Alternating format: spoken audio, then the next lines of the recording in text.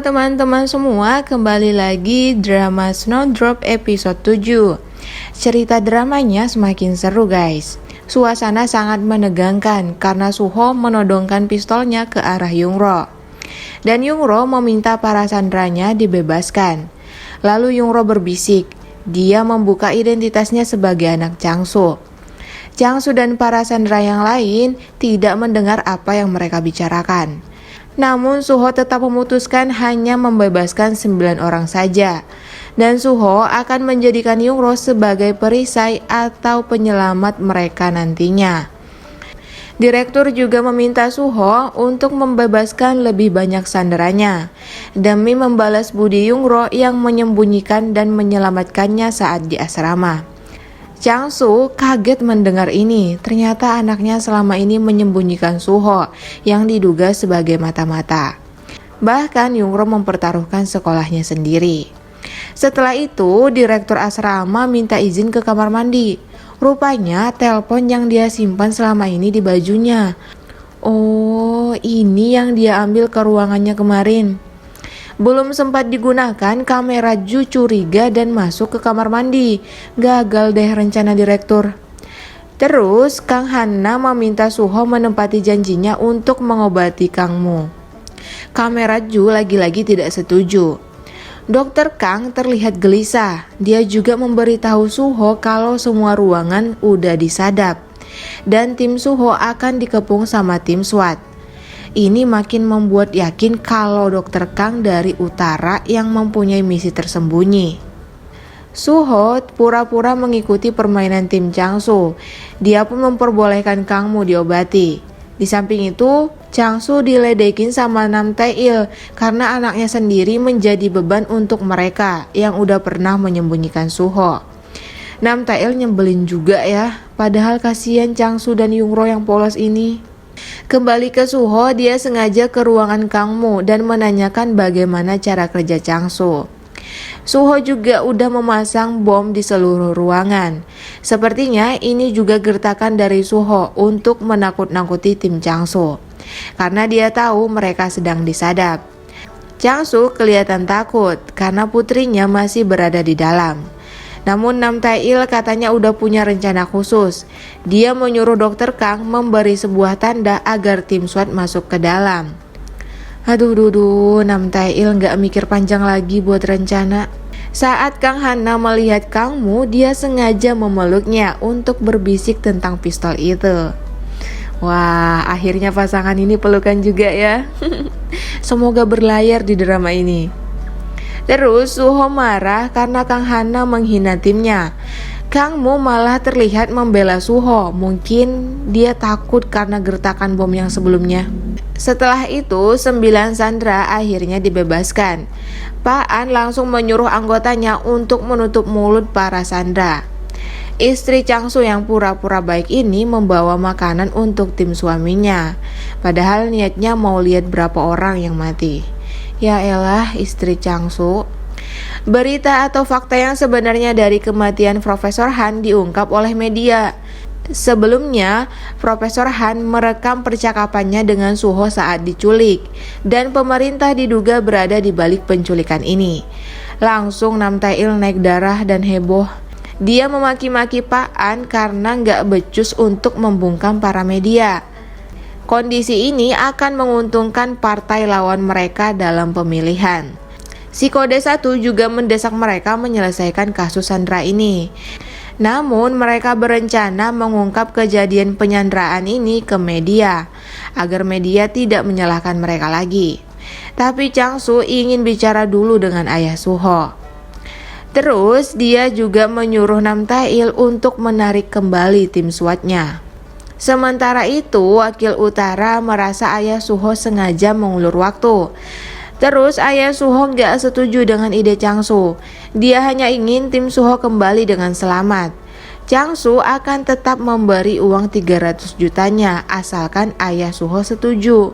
Ya ampun, dia gak tahu Suho itu adalah anak lawan bicaranya. Ya gak mungkin mau lah. Lalu ayah Suho pura-pura keluar. Wakil utara langsung mengambil alih. Dia setuju dengan rencana Changsu, asalkan mereka mendapatkan uang itu. Dasar nenek-nenek rempong. Tapi Changsu nggak percaya sepenuhnya dengan wakil ini. Dan ayah Suho sebenarnya udah tahu wakil utara ini mengkhianatinya. Hee-ryung masih sempat-sempatnya ingat janji kencan dengan pacar barunya. Ketua asrama juga ingat ada tayangan hukum pidana di televisi. Ada-ada aja mereka berdua ini. Hee-ryung juga menghina Bun-ok yang cuma jadi operator asrama. Kasihan Bun-ok. Setelah dokter Kang mengobati Kangmu, dia ingin memberikan pistol itu. Namun kamera Ju mencurigainya dan mengecek isi tasnya. Ketahuanlah pistolnya. Kamera Ju langsung memukuli dokter Kang tanpa basa-basi guys.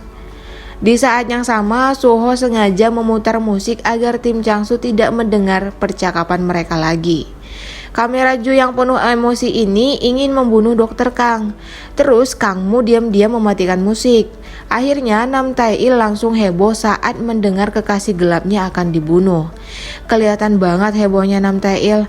Anggotanya malah heran liatnya. Suho ingin menghentikan kamera Ju. Namun pistol itu terlempar ke depan kaki Yungro. Keadaan semakin tegang saat Yungro mengarahkan pistol ke mereka. Kangmu juga ikutan panik karena ini membahayakan nyawa Yungro sendiri.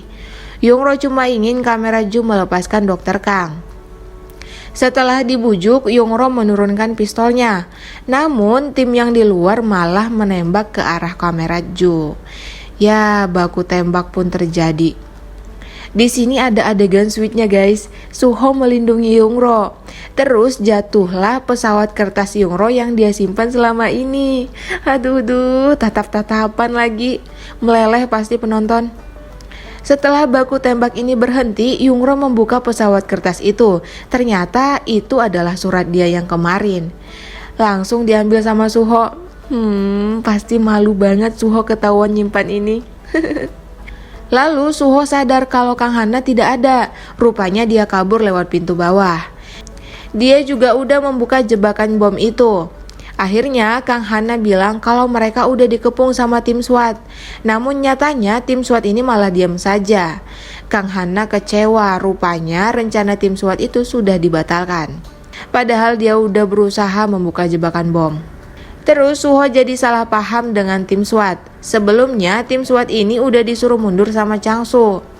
Terus Changsu menyuruh Suho untuk mengecek instruksi dari utara. Tapi Suho nggak percaya. Dia balik mengancam akan membunuh Yungro. Suho pun sengaja membahasnya dengan kamera Ju. Setelah itu dia memutuskan kabel sadapnya. Tim Changsu jadi panik. Sebenarnya Suho tidak akan membunuh Yungro karena Yungro akan menjadi penyelamat terakhir mereka.